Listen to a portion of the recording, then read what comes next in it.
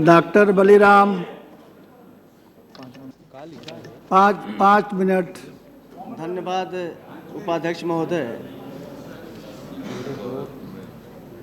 माननीय मंत्री जी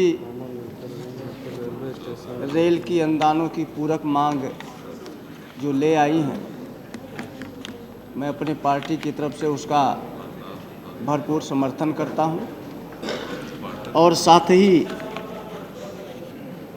मैं आपके माध्यम से माननीय मंत्री जी से ये कहना चाहता हूं कि उत्तर प्रदेश का जो पूर्वांचल इलाका है उसकी बड़ी उपेक्षा हुई है और जहां से मैं जीत करके आता हूं आजमगढ़ जनपद,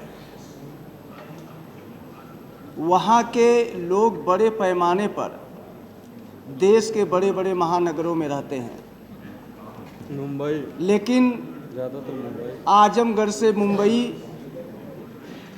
आजमगढ़ से कोलकाता, आजमगढ़ से दिल्ली, ऐसे महानगरों के लिए कोई ऐसी ट्रेन नहीं है कि जिससे लोग आसानी से वहां आ जा सकें। इसलिए आपके माध्यम से मैं माननीय रेल मंत्री जी से कहना चाहूँगा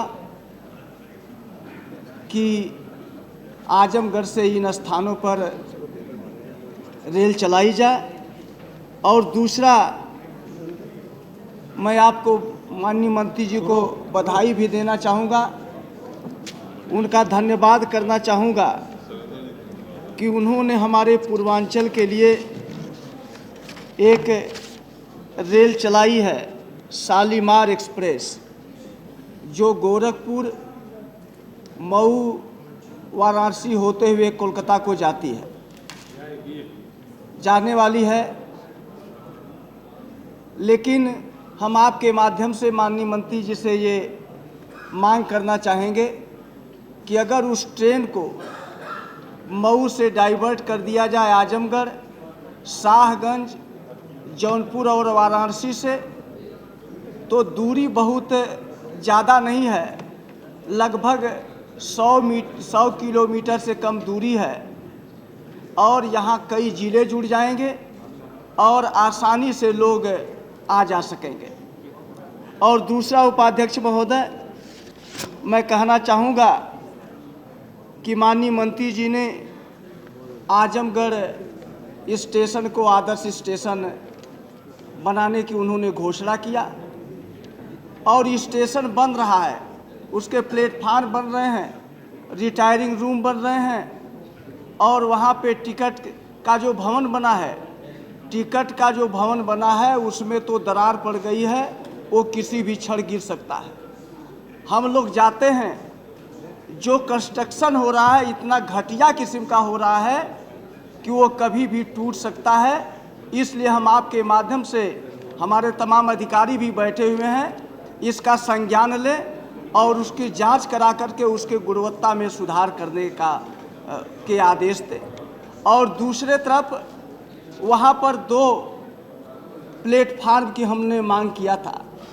एक प्लेटफार्म तो बन गया, जो दूसरी तरफ पटरी है, कभी कभी दूसरे प्लेटफार्म पे गाड़ी रुक जाती है।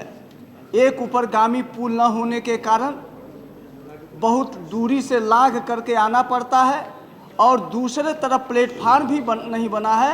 इसलिए हम आपके माध्यम से माननीय मंत्री जी से ये मांग करेंगे कि एक तो ऊपरगामी पुल और दूसरे प्लेटफार्म पर, दूसरी लाइन पर वो प्लेटफार्म बनावें ताकि वहाँ की जनता को ये दिक्कत ना हो।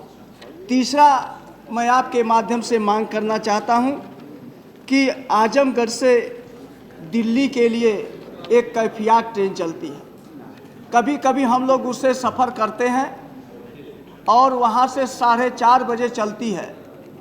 चलने का तो समय ठीक है, लेकिन जब यहाँ से दिल्ली से आजमगढ़ के लिए जाती है तो वह यहाँ से 7:15 बजे चलती है। अब हम लोग वहाँ कभी 11 बजे पहुँचते हैं, कभी 12 बजे पहुँचते हैं, हम समय का उपयोग नहीं कर पाते हैं। इसलिए हम आपके माध्यम से ये मांग करना चाहेंगे कि माननीय मंत्री जी जो दिल्ली से कैफियत का समय है उसमें परिवर्तन करके उसको भी 4 बजे कर दें तो हम लोग समय से वहाँ पहुँच जाएंगे और अपने पूरे दिन भर हम लोग काम कर सकेंगे। और उस कैफियत में जबकि बड़े पैमाने पे लोग आते हैं, 13-14 घंटे दूरी तय करके आना होता है और उसमें कोई पेंटी कार नहीं है, तो उसमें पेंटी कार की भी ये व्यवस्था करना चाहिए। और दूसरा, आजमगढ़ से शाहगंज और अंबेडकर नगर तक यह दोहरी लाइन उधर बिछाना चाहिए और ये डबल लाइन जब हो जाएगी तब जा कर के थोड़ा सा हम लोगों को उसकी सुविधा वो मिल सकेगी।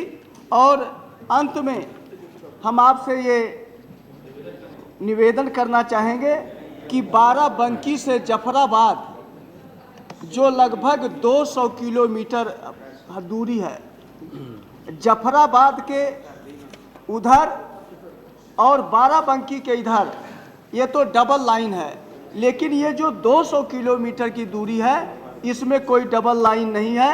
इसलिए हम आपके माध्यम से मांग करेंगे कि उसको डबल लाइन ये बनाया जाए।